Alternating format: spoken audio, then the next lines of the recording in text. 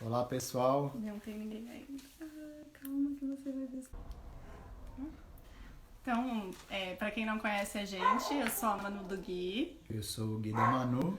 Eu fiz o 76º Emaús aqui em Floripa em 2005. Eu fiz o 68º Emaús masculino em Florianópolis, Em 2006, né? em 2006.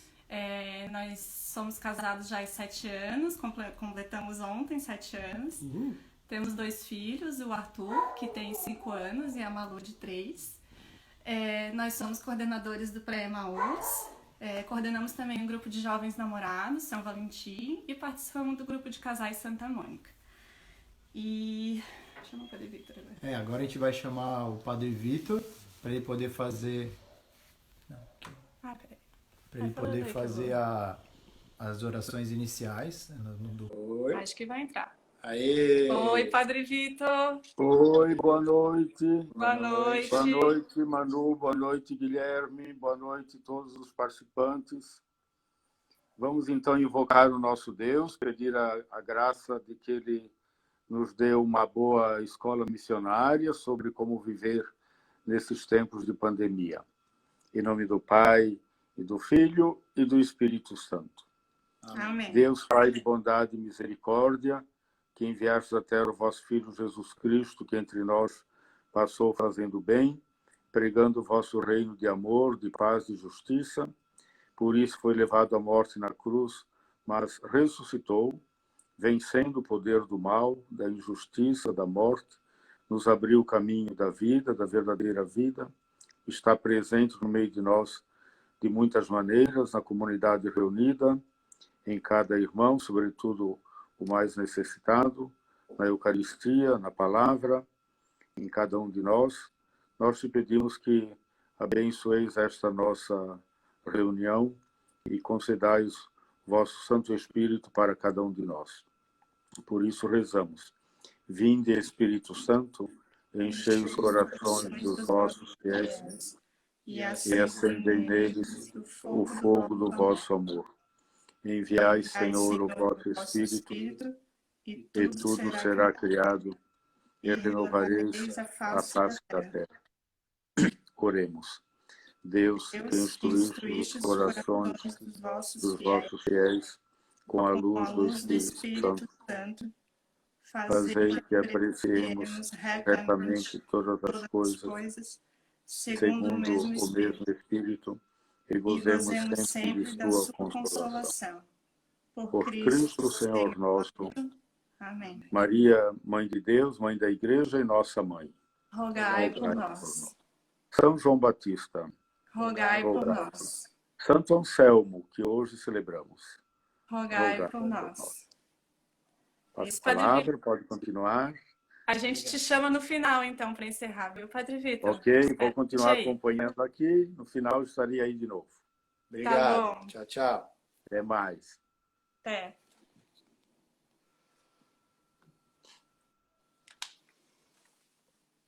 Bom, então a gente vai dar início. A gente vai ter uma série de convidados aí, né? E vai ser uma live, assim, com um tempo bem contadinho, né? Porque tem bastante gente para participar. E por isso a gente não vai conseguir abrir um espaço para perguntas no final. Mas a gente queria pedir para vocês, se surgir alguma coisa, mandarem no direct do perfil do Emaús, que aí depois a gente ou responde por direct mesmo, ou faz uma série de stories para responder as perguntas, tá? E agora eu quero pedir para o Guia ler, então, o evangelho que vai inspirar a nossa escola missionária de hoje.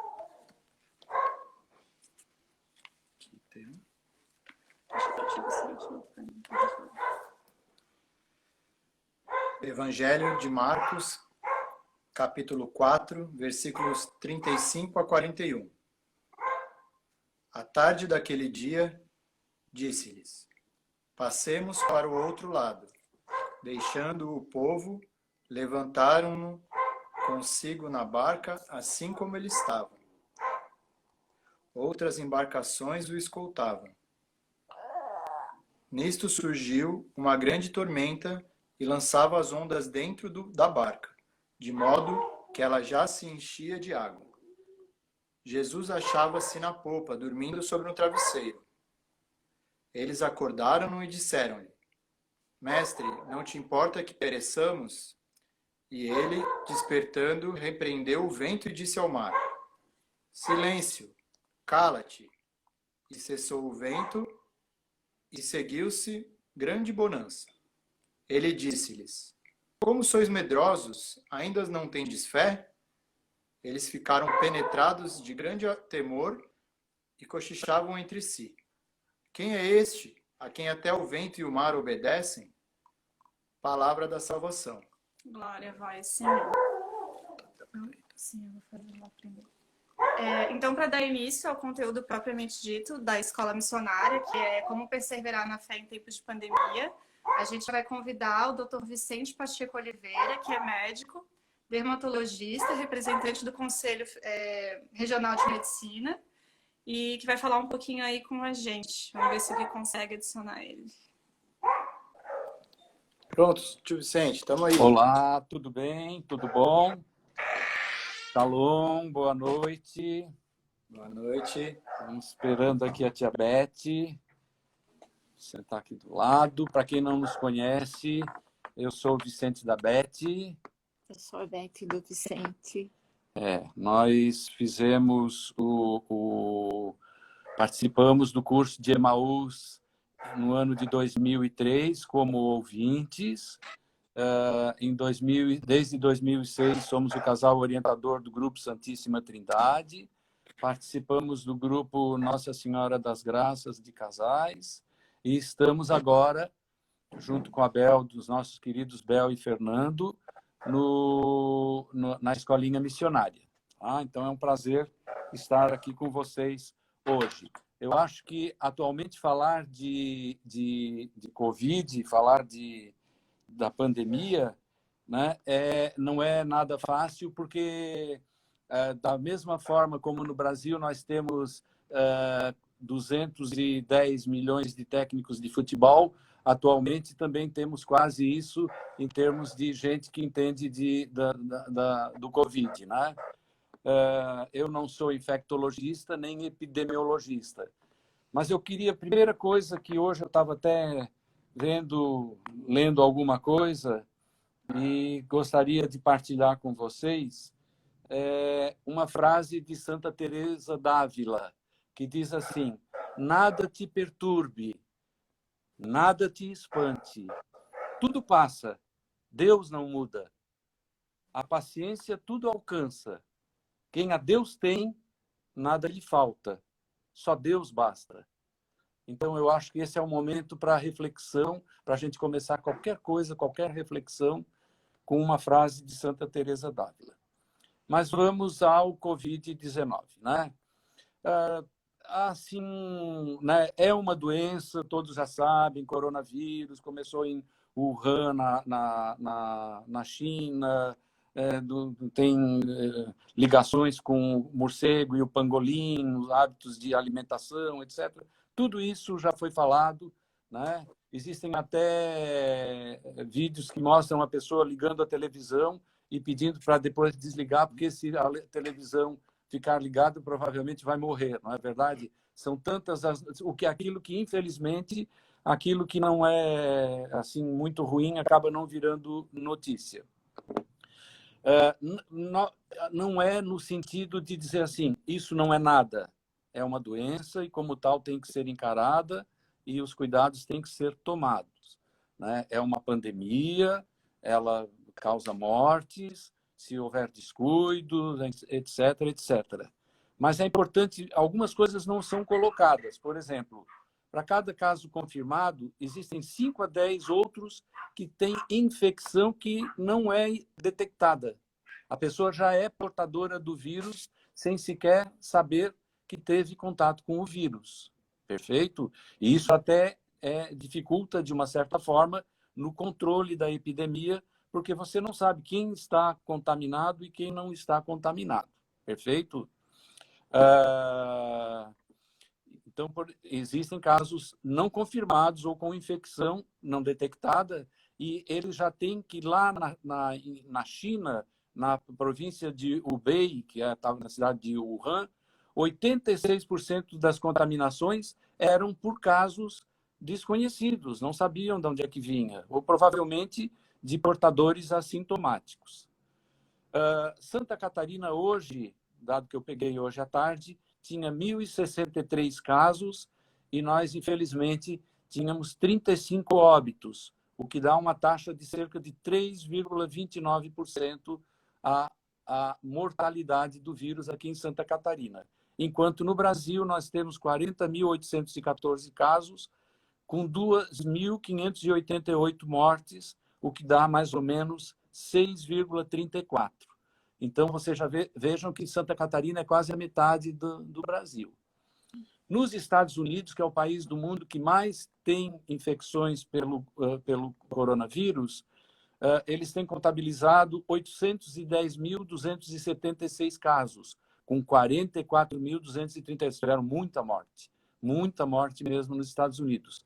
Mas isso, em relação ao número de casos, representa só 5,4%, que é menos ainda do que no Brasil. Apesar de uma grande contaminação, apenas 5,4%. Ao contrário da Itália, que teve 183 mil, Estados Unidos 810 mil.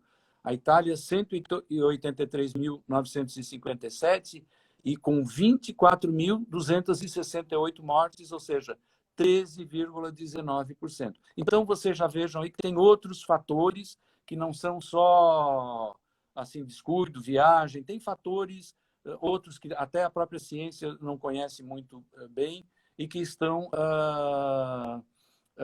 envolvidos na patogênese da doença, né? Mas é também importante lembrar que no Brasil nós temos 289 mil óbitos por doenças cardiovasculares, infarto, acidente vascular cerebral, o derrame, né? Em 2019, nós tivemos 289 mil óbitos, né? Que representam cerca de 791 óbitos por dia. Tá? Então, tem doenças matando também, os óbitos estão acontecendo. Então, é só para colocar que nós vivemos também um pouco uma pandemia do vírus, mas também a pandemia do medo. Isso não significa para ter irresponsabilidade, né? O uso das máscaras, a lavação das mãos, o uso do álcool gel, evitar tocar, porque muitas pessoas estão centralizando só no aspecto respiratório. E o vírus ele se transmite por fomites. Se eu espirrar ou se eu limpar, estando com corona, se eu tocar em algum local, ali eu posso contaminar também. Então, por exemplo, se você vai subir uma escada rolante do shopping, não vai colocar a mão ali onde todo mundo coloca a mão. Ou se colocar, lá, limpe imediatamente com álcool gel. Então, evitar esses locais onde as pessoas tocam muito ali deve ser evitado. Assim como evitar aglomerações, né? E também evitar fake news. Infelizmente, tem muita coisa que vem, a gente não sabe o que é, mas tem muita fake news, né, envolvida, e a gente, às vezes, isso ao invés de ajudar, confunde. Eu vi também, assim, rapidamente, eu estou controlando aqui o meu tempo, eu vi achei interessante trazer para vocês alguns santos da nossa igreja que são da época da pandemia. Então, por exemplo, tem a Santa Godeberta de Noyon, que viveu do ano 640 a 700, e ela trabalhou incansavelmente no combate a uma chamada praga de Cipriano. É alguma doença lá da época, né? E se dedicou assim incansavelmente a ajudar no cuidado dos doentes. O São Roque, que é tão conhecido, francês, São Roque, eu acho talvez de todos aqui seja o mais conhecido, né?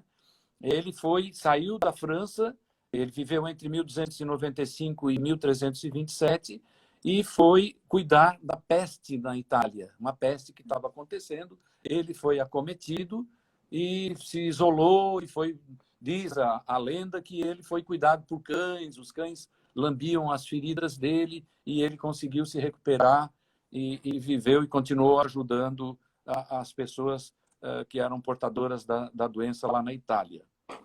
Também São Carlos Borromeu, que viveu entre 1538 e 1584, que era um bispo lá de Milão, na Itália, também servia refeições na época da peste, ajudou muito, muito, muito, né? Então foi um santo que assim se destacou em época de pandemia.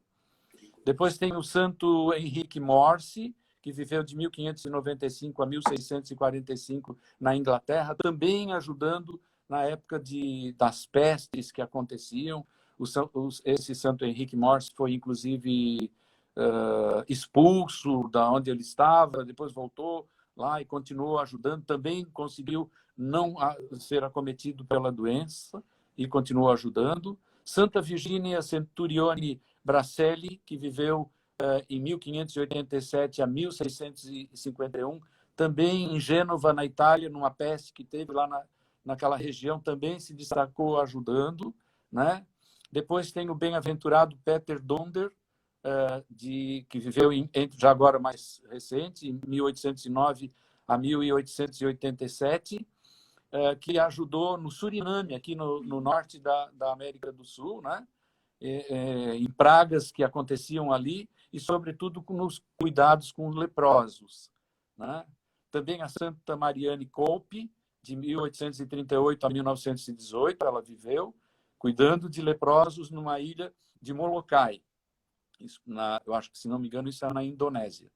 E São José Brochero, que é de 1840 a 1914, e que viveu aqui, ao lado do Brasil, na Argentina, também ajudou a cuidar em uma epidemia de cólera que houve lá naquela região, cuidar dos doentes, dar assistência aos doentes e leprosos. Então, esses 8 santos da nossa igreja se destacaram por todo o empenho, por todo o auxílio que deram, né, aos doentes numa época tão difícil que passavam aquelas comunidades, a humanidade, né?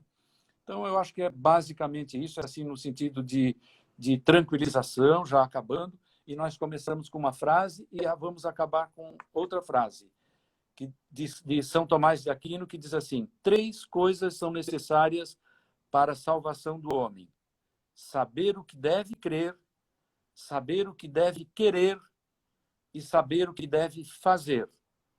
Crer em Deus Pai, querer a vida eterna em Jesus Cristo e fazer o bem. Beijo no coração de todos. Shalom.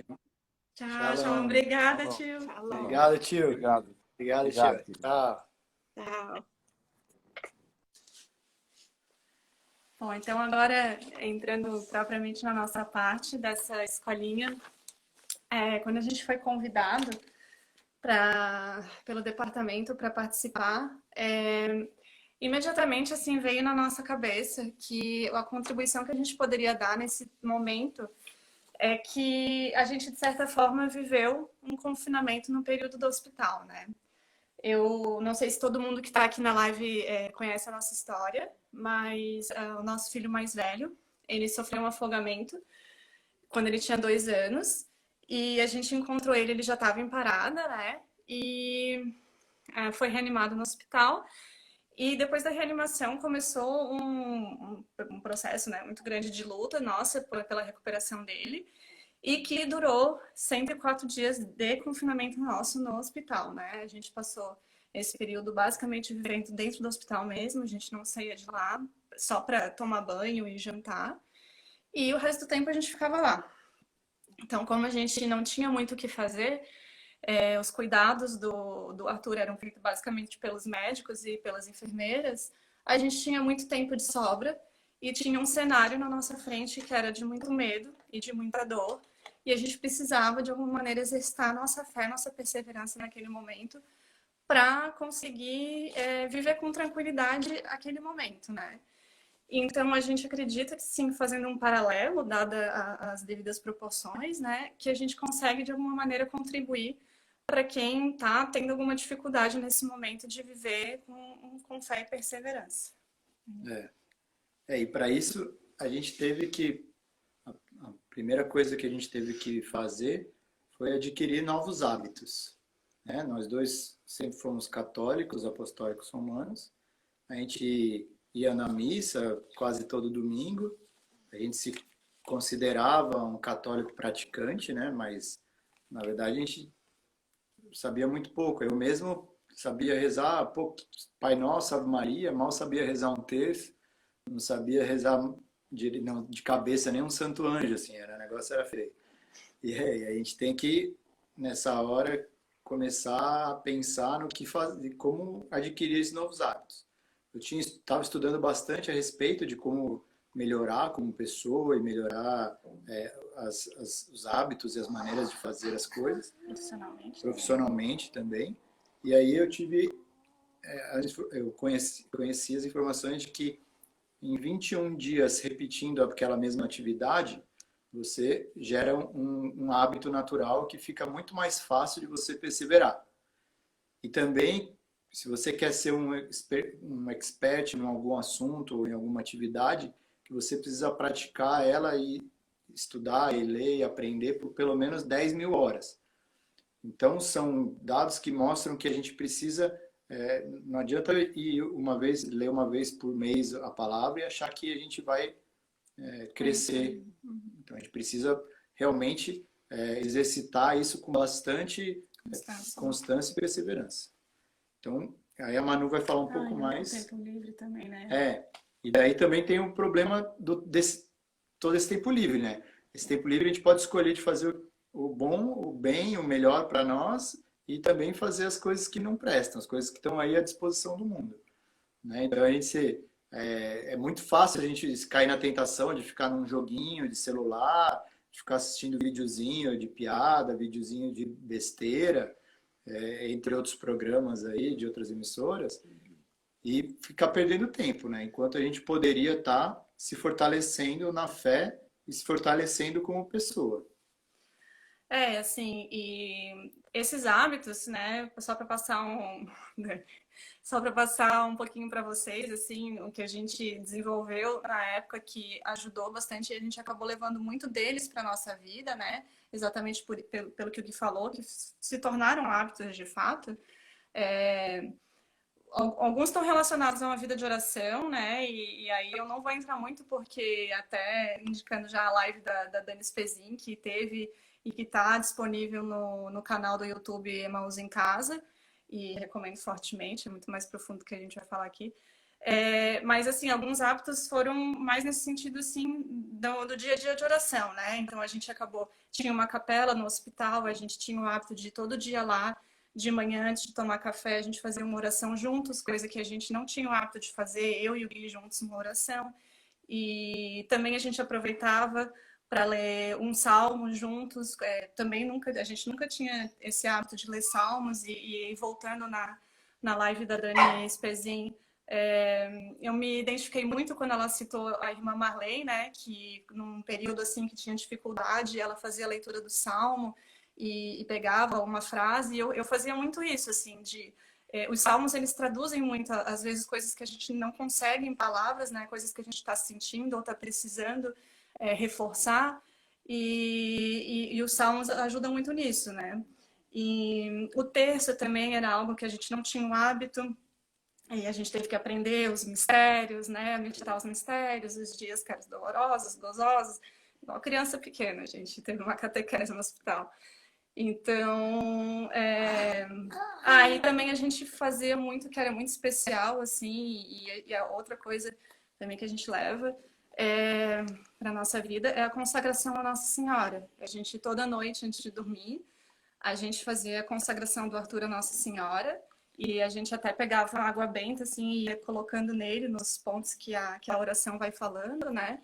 E todos esses hábitos, a oração juntos, a leitura dos salmos, da Bíblia, o terço, a consagração, são hábitos que a gente traz para a vida, que a gente faz realmente desde lá para cá, a gente segue fazendo. E essa consagração a gente ainda fazia cantada, porque eu não sabia rezar, então a gente só lembrava da música. Então a gente cantava e depois foi ter que aprender a rezar, né? Mas demorou um pouquinho, mas deu. Hoje a gente já faz rezando. A gente recebeu umas perguntas também antes da live, né? O Luiz perguntou se a gente tinha algumas dicas para leitura, né? Eu ia entrar nisso agora, que eu ia falar que a outra parte, né, dos hábitos que a gente adquiriu eram hábitos exatamente para trabalhar isso que o Gui falou, de preencher o tempo vazio com coisas construtivas, né? Porque a gente tinha muito tempo realmente para preencher e para alimentar a nossa fé, que a gente precisava muito naquele momento. Então, foi muito importante naquela hora buscar músicas que traduziam orações que a gente não conseguia fazer, né? Como a Dani estava falando, quem canta reza duas vezes.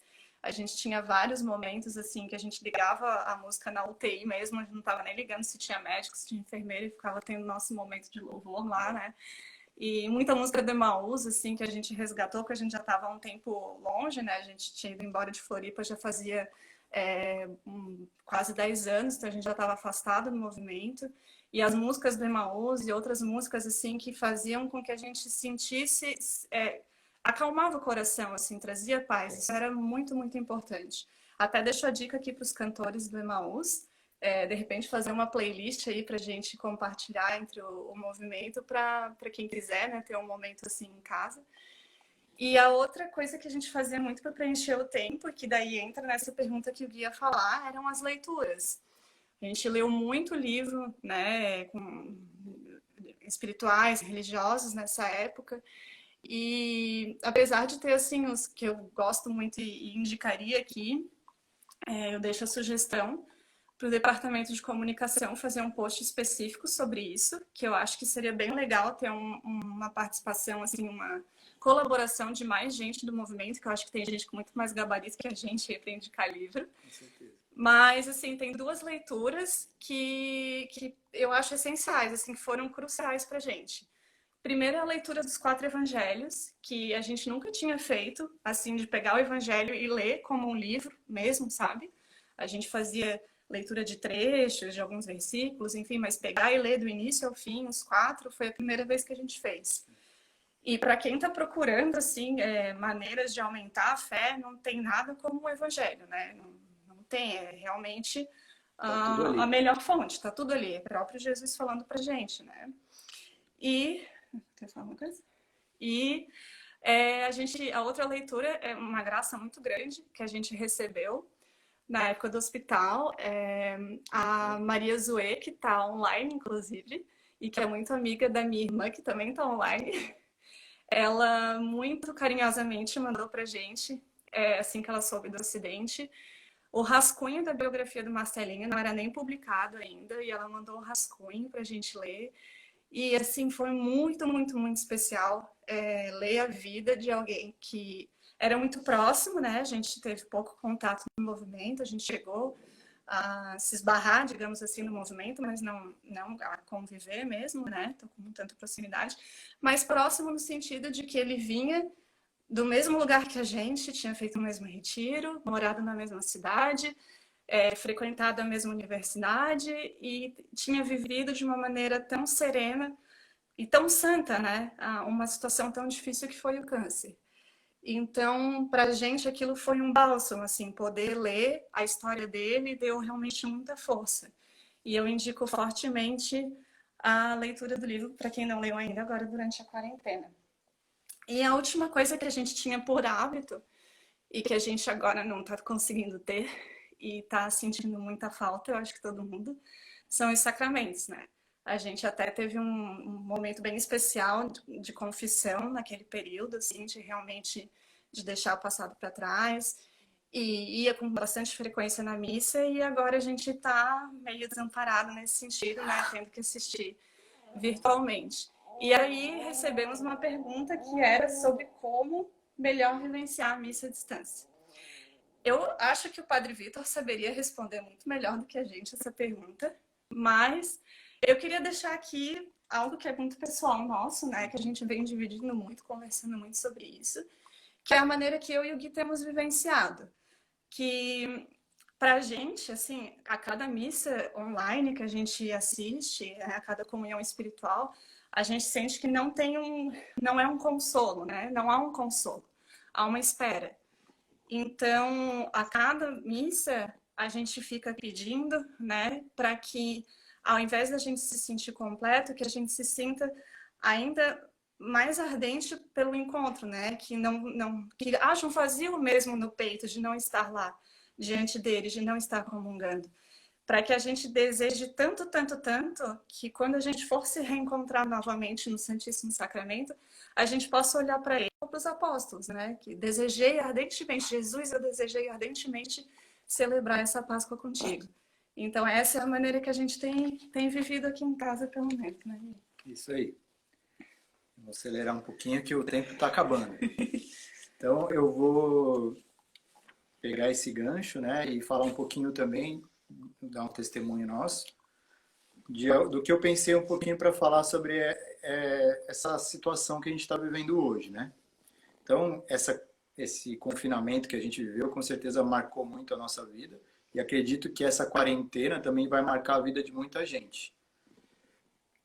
Pensando nesse tema, uma coisa que eu acho que ajudou muito a gente lá foi uma questão muito importante para todos aqui, que é a confiança. Confiança em nós mesmos e principalmente a confiança em Deus. Então, imagina, logo no primeiro instante dessa nossa tragédia, me deparo com a minha esposa grávida de 7 meses, com meu filho de 2 anos no colo, sem vida, dentro de uma piscina. E naquele momento, eu tive uma inspiração, um Espírito Santo, uma força que com certeza não foi nada natural, foi algo sobrenatural, que me fez ter foco e conseguir tomar as decisões certas para salvar a vida do Arthur. Então eu consegui fazer os primeiros socorros, pedi para ela pegar a chave do carro para levar para o hospital, andei 5 quilômetros no que pareceu for 5 minutos de carro para chegar lá, e foi um momento curto, mas extremamente intenso, no qual eu vivi a graça e a confiança de Deus. E ali, assim que eu entreguei o Arthur na mão do médico, eu desabei. Eu desabei, fiquei chorando copiosamente, 17 minutos. E o desespero todo que estava na Manu, no carro, achando que não ia dar mais. De repente, aquela minha confiança saiu de mim e foi para ela. E sem explicação, ela estava uma pessoa completamente calma e plena, confiante, na certeza de que ele sairia dessa. Então, a gente não sabe o que foi, não vai poder nunca explicar, mas a gente tem certeza que quando você está aberto para a graça de Deus, ele vai agir na intensidade e na hora que for necessária, né? Então, pode ser alguma coisa lenta, pode ser uma coisa arrebatadora, como foi nesse caso. Mas a gente também não sabia o que envolver essa ressuscitação, né? Então, aí a gente vai falar de outro tipo de confiança que eu acho que cabe mais a todos vocês aqui da live e todos que estiverem assistindo, que é aquela da espera em Deus, né? Porque 1 milhão de informações, 1 milhão de esperanças e 1 milhão de desenganos que foram colocados para nós naqueles 104 dias, que estão sendo colocados para nós hoje no dia a dia na mídia. Então, na primeira semana, a gente já recebeu um choque grave, né? De um desengano muito forte, porque mesmo o que a gente estava vendo, o que a gente estava sentindo, que era que ele ia voltar, os médicos falaram que ele ia prosseguir para uma morte encefálica, que não ia ter jeito.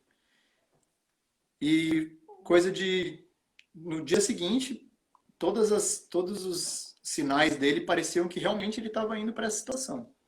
Então, a nossa desesperança começou a bater, toda aquela confiança começou a murchar, e começamos a ter uns papos meio estranhos, assim, né? Começando a ter a conversa do como seria se ele morresse, qual que seria as coisas que iam acontecer e tudo mais. Então eu vi minha mãe, minha Manu, minha sogra, todo mundo discutindo a respeito disso.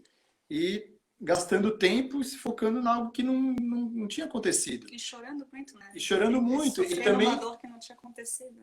E aí me bateu uma confiança novamente, que eu olhei e dei um basta nessa conversa. Falei, olha, fui firme com todo mundo e falei, olha, nada do que a gente pensar e fazer vai nos preparar para algo desse tipo. Quando acontecer, a gente nunca vai estar preparado o suficiente. Mas agora ele está vivo, então vamos pensar e lutar e orar pela vida dele. Porque senão a gente só vai estar perdendo tempo, porque não depende mais da gente, nem dependia mais dos médicos, dependia só de Deus. Então a gente começou a ter uma mudança de postura. Então a gente começou a viver um dia após o outro. e começamos já renovados com esses novos hábitos que a gente estava tendo, intensificamos nossas orações, aprimoramos esses hábitos, e toda vez que parecia que a gente ia cair, porque a gente sempre acaba se dispersando, é muito fácil cair na tentação, Deus vinha e colocava a gente de novo, dava um livro novo, um filme novo, alguém chamava para uma oração nova, e a gente se mantinha firme.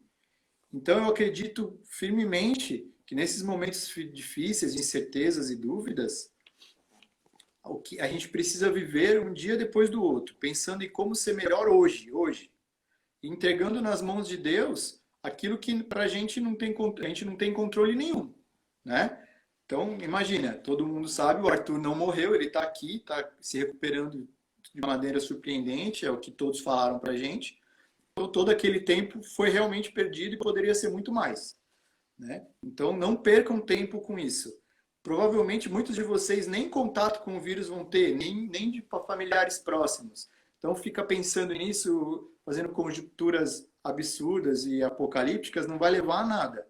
E os que tiverem, que tenham o preparo físico e o preparo da saúde mental para poder, numa hora dessa, realmente se entregar e se abandonar em Deus, para que Ele tome o destino que precisa acontecer. E parafraseando nosso grande santo amigo Marcelo Câmara, se ficarmos é pela misericórdia de Deus.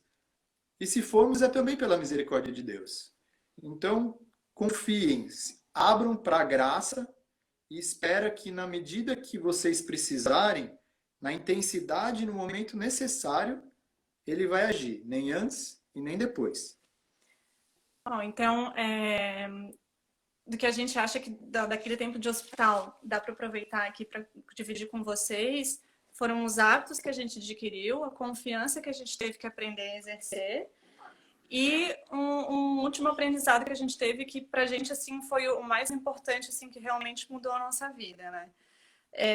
Quando a gente se depara com uma situação assim que coloca de maneira tão gritante a fragilidade da vida humana, é crucial que a gente volte os nossos olhos para aquilo que realmente permanece, que é a vida eterna, né? Como o tio Vicente colocou aquela frase de São Tomás de Aquino quando ele finalizou a parte dele. Eu lembro exatamente um momento em que o céu deixou de ser uma ideia na minha cabeça e passou a ser algo muito concreto, algo no qual eu penso todos os dias e não só penso, como eu me esforço para alcançar todos os dias. Foi naquela semana que o Gui comentou que os médicos falaram que o Arthur ia evoluir para a morte, ele parecia estar evoluindo e a maioria de nós se entregou para esse pensamento. E num momento assim de muita dor, eu fui desabafar com a minha irmã e fui colocar para fora assim todos os meus medos. E diante daquela dor tão absurda que eu estava sentindo, para mim ficou muito claro, muito claro mesmo, uma única coisa, que dali para frente só importava o céu para mim. E essa verdade, ela me mudou completamente, assim, mudou a maneira como eu enxergo a vida e mudou a maneira como eu me relaciono com as pessoas. E eu nunca tinha pensado nisso antes. Nunca tinha parado para pensar concretamente até o acidente, né?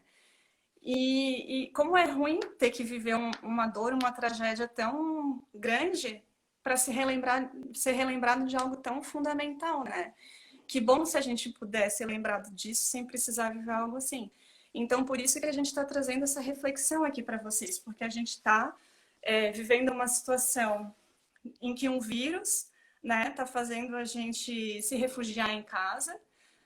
A gente está vendo os números, né? O tio Vicente estava falando um pouco antes dos números, dos casos graves, dos óbitos, e aí a gente está tentando se proteger, não sai de casa, quando sai usa máscara, usa luva, álcool gel, volta para casa, lava tudo, toma banho, enfim, são inúmeras as medidas que a gente toma tentando proteger a nossa saúde.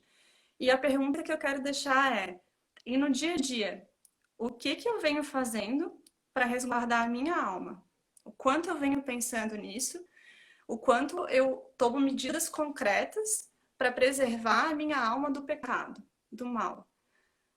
E não só a minha, assim, também em relação ao outro, né? Eu acredito que todo mundo aqui tem alguém no grupo de risco ou pertence ao grupo de risco, né? Eu tenho os meus pais, o Guilherme tem os pais dele, a gente tem o Arthur aqui do nosso lado. E todos nós estamos tomando medidas para proteger essas pessoas. A minha mãe, por exemplo, ela vem aqui em casa, habitualmente, né, vem aqui em casa dia sim, dia não. E a gente já está há mais de um mês sem ver ela, né? É um sacrifício que a gente vem fazendo por amor, para proteger a vida dela. Mas e o que eu venho fazendo para a alma dela? Né? O que eu venho buscando para resguardar a alma dela? E a gente não precisa pensar em grandes sacrifícios. A gente pode pensar numa coisa simples como oração. Né? Eu rezo pelos meus pais, pelas minhas irmãs, pela minha família. E quando eu estou falando pelo marido, e quando eu estou falando em rezar, não estou falando em pedir pela saúde, em pedir pela prosperidade. Eu estou falando em pedir para que o anjo da guarda proteja, para que seja levado pelo caminho da verdade até a morada que o Pai preparou, né? Pela conversão, né? Então, o quanto a gente pensa de fato nisso, né?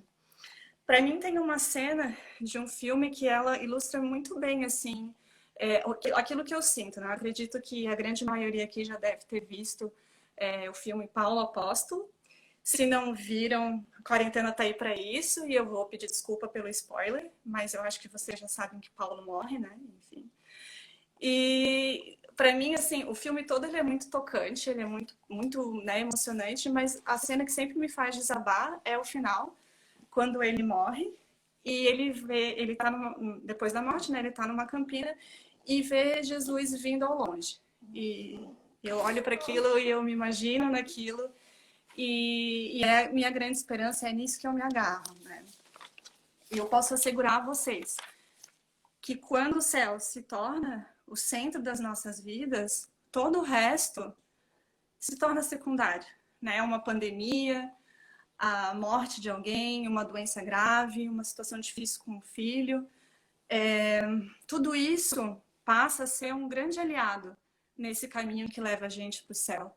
Então, a gente quer deixar aqui o convite para vocês, para que aproveitem essas oportunidades, especialmente essa oportunidade que a gente está vivendo, e usem isso para subir uns degrauzinhos para o céu. E que, quem sabe, daqui a muito tempo, um dia muito longe, a gente possa se encontrar todos lá, né? É o desejo e a reflexão que a gente deixa aqui para vocês. Amém. Vou chamar agora a Amandinha e o Vitor. Nosso casal parceiro nosso do casal grupo, parceiro né? do grupo, que vai fazer uma meditação e uma música especial para todos nós. Ai, desculpa. Foi o problema da Tudo época. bem, a gente também não Foi. Então, eu sou a Amandinha do Vitor. Eu sou o Vitor da Amanda.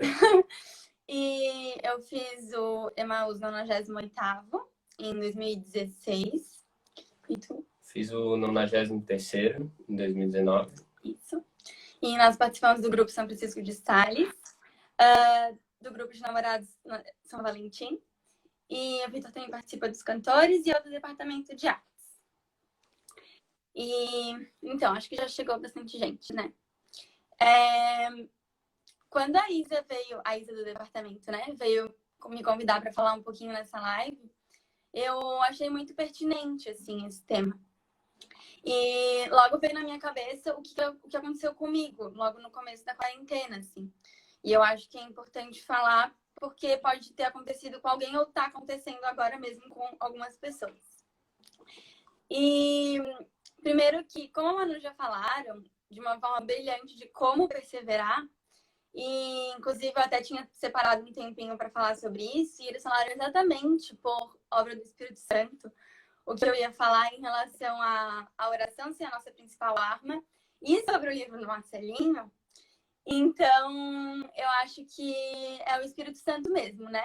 Então, eu não vou repetir essa parte, mas provavelmente ela é muito importante, porque, né, se o Espírito Santo colocou ela em todas as nossas cabecinhas, provavelmente ela deve ser realmente seguida.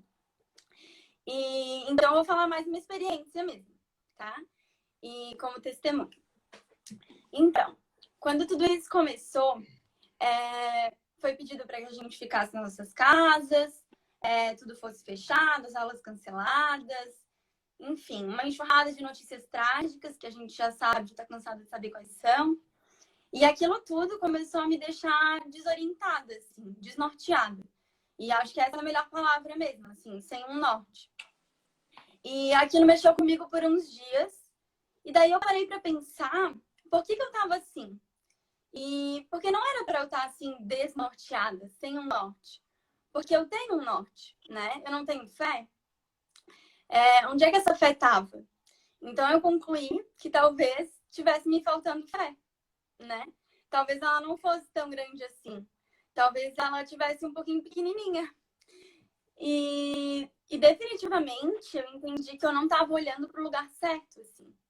Que eu estava me deixando soterrar por todas aquelas coisas, aquelas notícias, e eu estava me desviando da minha crença, assim. A minha visão estava tapada. E é isso, né? A nossa fé, a gente tem fé na vida eterna. É isso que diz o nosso credo, né? É isso que Deus veio trazer pra gente com a morte e ressurreição de Cristo por nós, com a cruz, com a paixão dele que a gente viveu agora tão intensamente, né? Na Páscoa. E foi para abrir as portas do céu que ele fez tudo o que ele fez, né? Para se aproximar de nós novamente. E é nisso que a gente crê. E é curioso, né? Como a gente se prende às coisas do mundo, assim. Como facilmente elas se tornam o nosso norte, a nossa razão de viver, assim. E antes de eu começar nessa quarentena, eu tinha uma lista gigantesca de coisas para fazer naquela semana, assim, de planos e responsabilidades. E imagino que vários de vocês também, né? E daí, quando foi declarada a quarentena, aquela lista sumiu, né? Do nada. E como passa depressa, né? A glória do mundo, as coisas do mundo, assim, quando a gente menos espera. E então eu fiquei desnorteada, né? Porque até então, o que estava sendo o meu norte sumiu. O que estava sendo a razão de eu viver sumiu, né? E é claro que a gente tem as nossas obrigações, as nossas tarefas diárias, essas coisas devem ser feitas, né? Fazem parte das nossas responsabilidades, dos nossos deveres no mundo, né? Como cidadãos, enfim.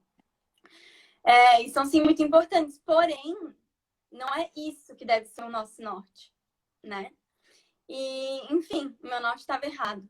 E eu fiquei muito grata por ter conseguido perceber isso, assim. Depois de ter chorado um pouquinho, mas rever a minha fé, assim. Como a Manu falou, sem ter que passar por uma dor tão grande, né? Eles falaram, que bom se nem todos precisarem de uma dor tão grande para se lembrar disso, né? Lembrar de também cuidar da nossa alma, da alma das pessoas que vivem ao nosso redor. E porque em momentos de muita dor, como que eles passaram, como que muitas pessoas passaram e estão passando nos hospitais, enfim, geralmente a gente fica diante da morte, né? E ali a gente se depara com um balanço da nossa fé. E essa é a chance, tudo isso que a gente está vivendo, a chance de fazer esse balanço sem necessariamente passar por uma dor tão grande, né? Porque como a Manu e o Gui falaram, e também o Dr. Vicente, apesar de também estar tendo muito sofrimento com tudo isso, muitos de nós estamos só esperando em casa, né? Parados, sem fazer nada, sem necessariamente sofrer uma dor, né? Mas ao mesmo tempo a gente está diante da morte, por isso está todo mundo em casa, né? E isso tudo acabou trazendo pra gente que quase tudo que a gente tem na vida passa. As coisas materiais, com certeza, acho que a gente não tem dúvida nenhuma. O nosso trabalho, a nossa faculdade, tudo isso passa. Inclusive a nossa vida e a vida das pessoas que estão do nosso lado, né? Por mais doído que seja, isso também passa. E a gente sabe disso no fundo, né? Só que a gente não para refletir sobre isso, sobre a finitude das coisas, né? Talvez porque a gente escolhe ignorar, ou porque talvez a gente esqueça mesmo. E é o que me chamou a atenção, assim. Uma vez que tudo isso é finito, tudo isso desaparece, o que a gente... o que permanece? Né? Foi a pergunta que eu me fiz, assim. Se tudo na minha vida que é mortal, né, que é finito, desaparecer, o que vai permanecer nela? Será que alguma coisa vai permanecer? E a minha resposta foi Deus, assim. Porque, como vocês também falaram, ele é a única coisa que não passa. e ele está sempre ali, né? As portas do céu estão sempre abertas. Com ou sem guerra, elas permanecem abertas. Com ou sem pandemia, elas permanecem abertas. Desde que ele morreu por nós, elas permanecem abertas, né? E é uma graça muito grande que seja dessa forma. Que a gente tem a oportunidade de voltar para casa, né? Ele fez tudo o que ele fez para que a gente tivesse essa oportunidade. E se elas estão abertas, essas portas, em todas as circunstâncias a gente tem que mirar essa porta estreita, né? E que bom que isso permanece. Como isso é forte, como isso dá força pra gente, dá esperança, né? A gente tem um futuro aonde mirar. E com tudo isso que está acontecendo, por pior que seja, é uma cruz mais pesada para alguns e mais leves para outros, mas é uma cruz, né? E que alegria vai ser se a gente puder carregar essa cruz com ele, né? Fazer com que essa seja mais uma oportunidade da gente chegar mais pertinho do céu. E que a cada dia que a gente levantar, a partir de agora, nessa quarentena, e também depois que ela acabar, porque ela vai acabar, né? Porque isso vai passar, que cada dia seja um dia mais para amar ele. Seja mais um dia de se aproximar do céu, né? E eu estava olhando para o lugar errado. Talvez algumas pessoas estejam, talvez não, espero que não. Mas que a gente possa levantar os nossos olhos para o céu, né? Que a gente possa buscar o alto todos os dias. E não se esquecer disso. Que isso sirva, pelo menos, para a gente fazer um balanço da nossa fé. Seja qual for o tamanho da nossa cruz, qual for o tamanho da cruz que a gente vai carregar, que sirva para a gente medir o quanto a nossa fé é maior do que o nosso medo. Que a gente possa sair disso com os olhos postos no céu, né?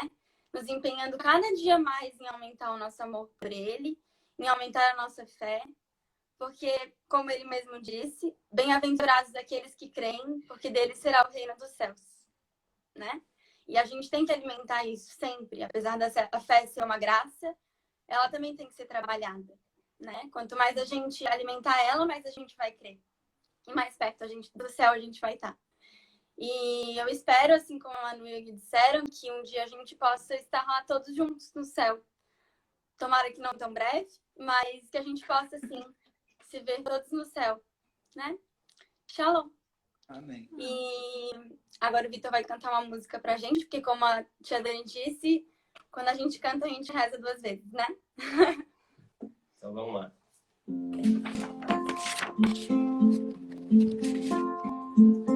Mesmo na tempestade,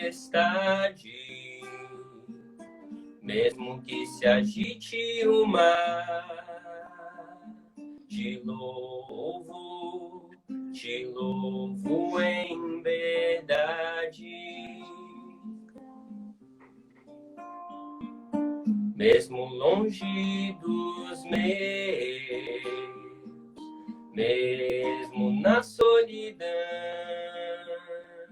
te louvo em verdade.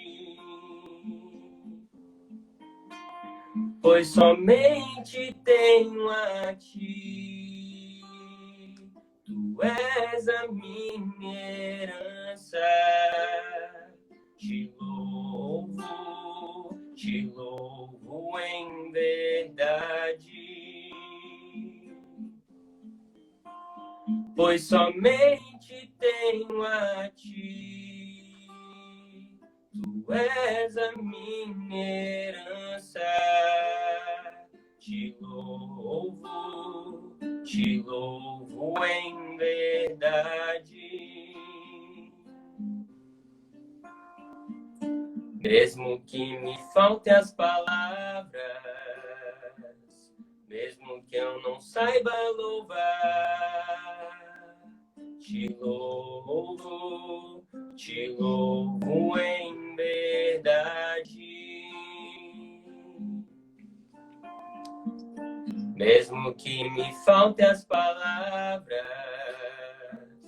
mesmo que eu não saiba louvar, te te louvo em verdade. Pois somente tenho a ti, tu és a minha herança. Te louvo em verdade. Pois somente tenho a ti, tu és a minha herança. Te louvo em verdade.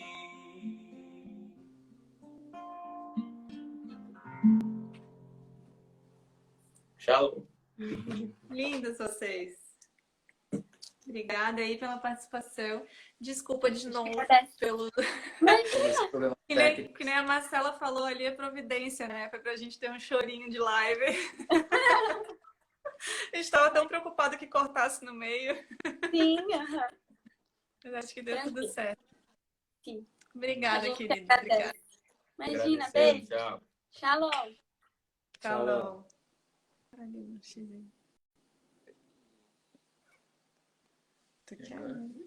Agora o Padre Vitor para finalizar. Agora a gente vai chamar o Padre Vitor. Alô, tudo bem? Oi, Oi, Padre Padre, Vitor, de volta. Muito bem, gostei muito dessa live, viu? Que bom. Vamos agradecer ao Dr. Vicente e a Beth do lado pela exposição que ele fez, sobretudo por ter lembrado de santos que também passaram por momentos de peste. Sabe lá quantos santos estão vivendo nesse tempo agora, né? O seu momento de santidade. Quem sabe até entre nós também. Obrigado, Vicente, pela tua exposição.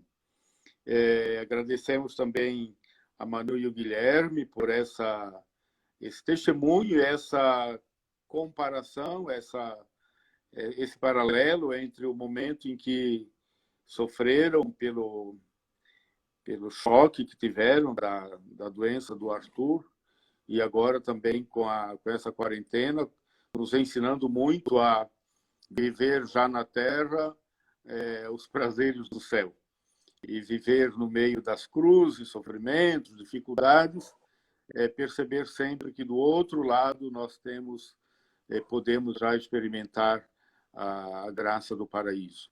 Aliás, a Sagrada Escritura está cheia disso, né? Depois do pecado de Adão, vem a fé de Abraão. Depois do dilúvio, vem a fé de Noé. Depois da escravidão no Egito, vem a libertação, a caminhada pelo deserto. Depois da morte de Jesus, vem a sua ressurreição. Nós cristãos somos chamados a fazer sempre essa Páscoa, essa passagem. Então, quarentena também nos dá esse sentido de experimentar grandemente, né? A dor, o sofrimento, a cruz, a crise, angústias, aflições, medos, inseguranças, mas somos convidados a sempre ver o outro lado na fé em Jesus Cristo. A Michelle está lembrando aí que nós estamos rodeados de eternidade. Deve estar lembrando uma conversinha que eu tive com o Grupo Nossa Senhora de Fátima ontem. Obrigado, Amanda, também por nos mostrar, né, a porta estreita pela qual todos nós estamos passando, que nos leva também, como já foi dito antes, né, nos leva ao verdadeiro caminho da santidade. Obrigado, Vitor, pelo canto. Somente tenho a ti, Senhor nosso Deus, né? Nesses momentos mesmo de dificuldade, eu estava lendo essa tarde uma entrevista com o cardeal responsável pelo Departamento de Cultura lá do Vaticano. Ele falava da santa resiliência que nós somos convidados a ter. Então, obrigado a todos. Nós também estamos nessa escola missionária. O Fernando e a Bel, que são os nossos coordenadores desse departamento, não estão aqui entre nós, porque a Bel emprestou o Instagram dela para eu poder participar. Mal ela sabe que eu vou adivinhar todos os seus pecados, problemas, mas ela é formada em graça de ressurreição. Eu estou brincando, tá? Então, o departamento da Escola Missionária comunica que, da agora em diante, a começar no próxima terça-feira, dia 28, o departamento da Escola Missionária vai lançar toda semana um videozinho, um áudio, alguma coisa, que nós vamos chamar de Minuto Cristão. Se trata de algum fragmento da biografia de Marcelo Henrique Câmara, que a Michelle Bis está preparando em cada semana. Às vezes é uma fala do próprio Marcelo, um videozinho do Marcelo, às vezes é uma fala da Michelle Bis, sintetizando, referindo-se a alguma passagem da biografia de Marcelo. Então, aguardem toda semana, a partir do próximo dia 28, o chamado Minuto Cristão, lançado pela Escola Missionária. Vamos à oração final da nossa Escola Missionária. É isso, então, Manu e Guilherme, a oração final? Isso aí. Tá.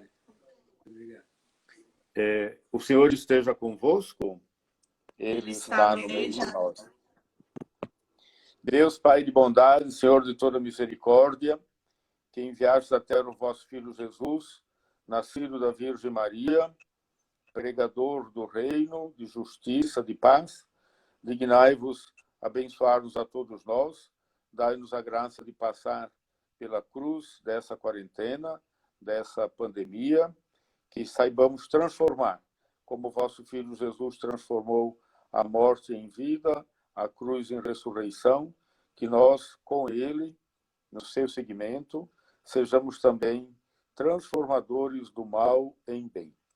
Que nós, no caminho de Emaús, sejamos caminheiros, seguidores, discípulos, missionários, anunciadores do reino da vida, o reino da santidade, da paz, da graça, do amor. Que o vosso amor paterno, materno, sempre nos acompanhe, nos proteja por todos os dias de nossa vida. Abençoe-vos todos, minhas irmãs, meus irmãos, todos os que participaram dessa live, os que acompanharam, estão participando agora, vão ver depois. Abençoe-vos todos o nosso Deus, Pai e Filho e Espírito Santo. Amém. Amém. Permaneçamos na paz do Senhor. Amém. Muito obrigado, Padre Vitor. Obrigada. Felicidades por vocês. Amém. Vamos finalizando aqui. Pronto.